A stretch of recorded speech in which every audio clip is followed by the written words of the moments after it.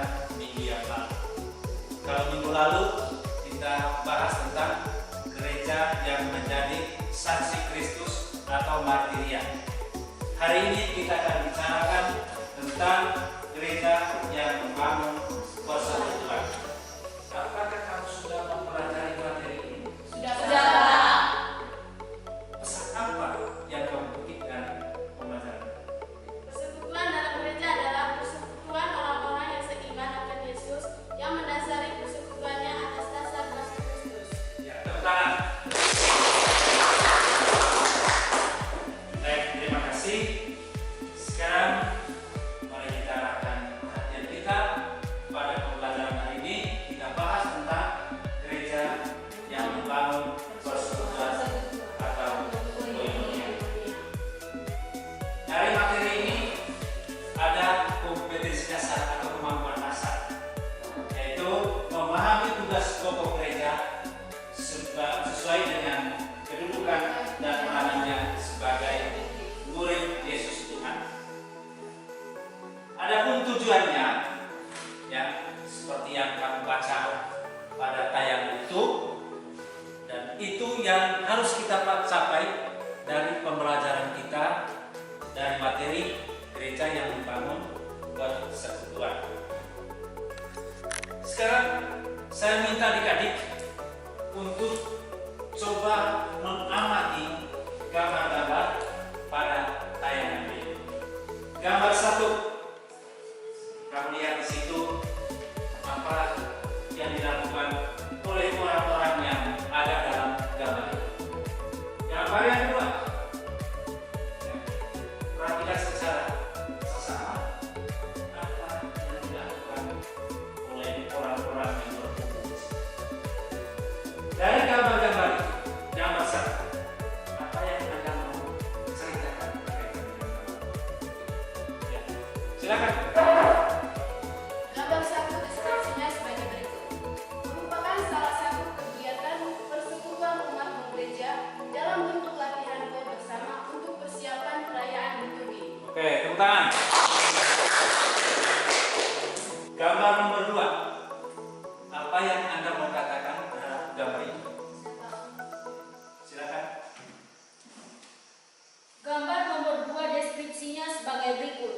Salah satu kegiatan dalam persekutuan adalah menjalankan doa rosario bersama dalam suatu komunitas atau persekutuan.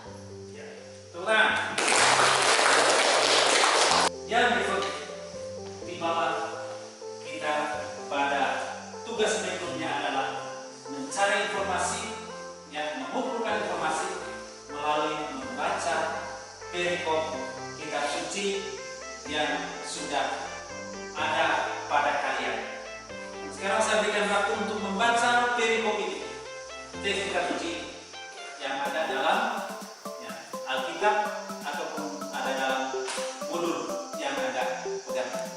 Silakan, waktunya selama 1 menit.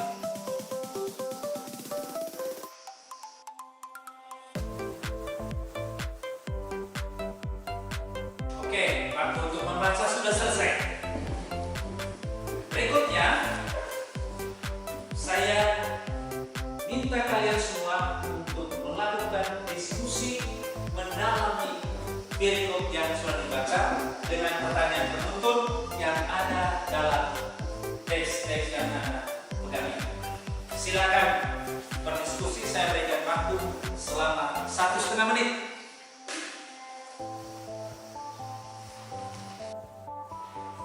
Baik, waktu untuk diskusi sudah selesai.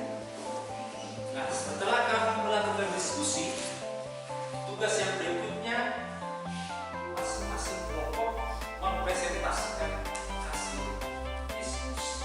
Kelompok lain mendengar dan siap untuk memberikan tanggapan kalau ada, kalau tidak juga tidak soal. Sekarang saya persilakan kelompok 1. Apa makna persekutuan menurut kitab suci? Hasil diskusi kami terhadap pertanyaan ini sebagai berikut. Makna persekutuan menurut kitab suci adalah persekutuan yang menghibur orang-orang yang mengiman Yesus dan melaksanakan berbagai kegiatan yang dikuatkan oleh kasih Kristus. Tepuk tangan.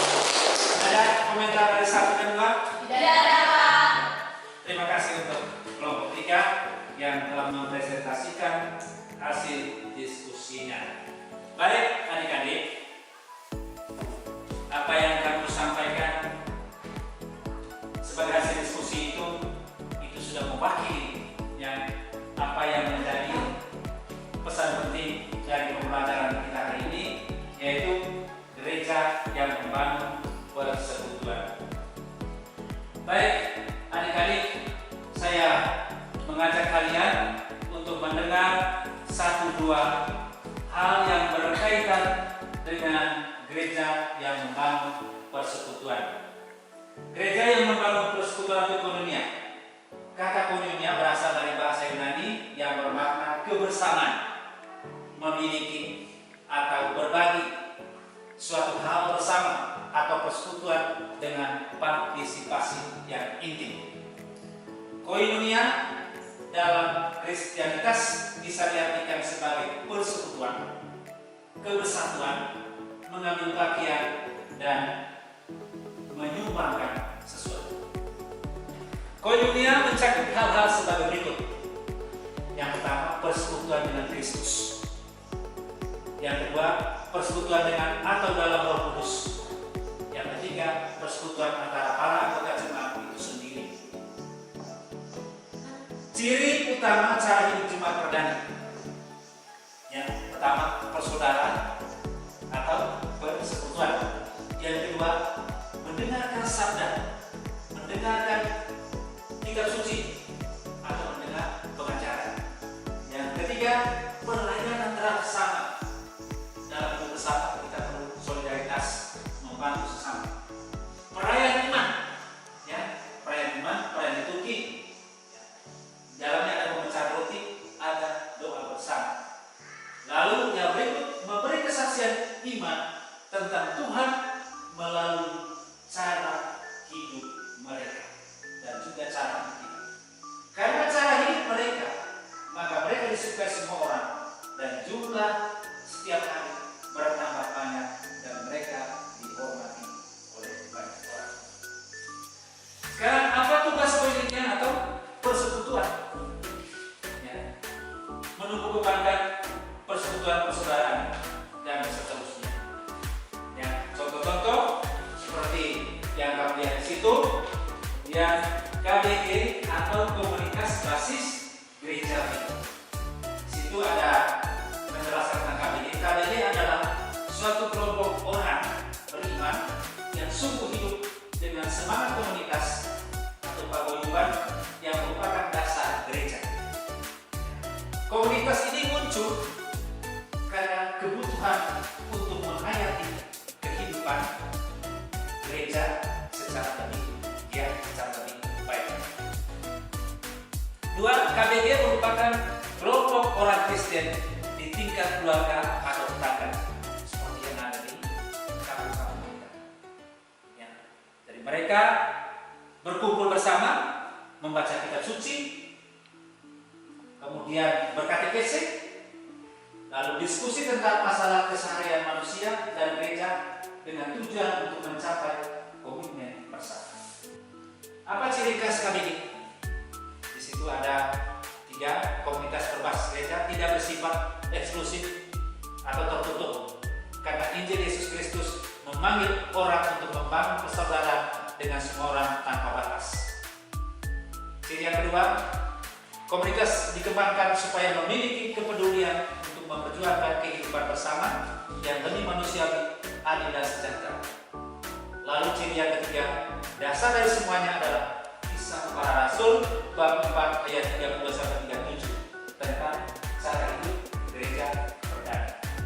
Dari gambar-gambar, 2 gambar yang telah ditampilkan tadi, dan juga cerita kitab suci mau menekankan satu hal kepada kita, bahwa dalam gereja Katolik sangat penting untuk membangun persekutuan atau koinonia. Tanda bahwa kamu memahami materi ini, maka Bapak Guru sudah menyiapkan 5 soal untuk kamu kerjakan di rumah, dan soalnya kamu tinggal baca dan kerjakan. Ada pada lembaran yang kedua dari lembaran-lembaran yang sudah dibagikan ini. Sebagai umpan balik dari pembelajaran kita ini, Bapak Guru ingin bertanya, apakah pembelajaran yang sudah kita lakukan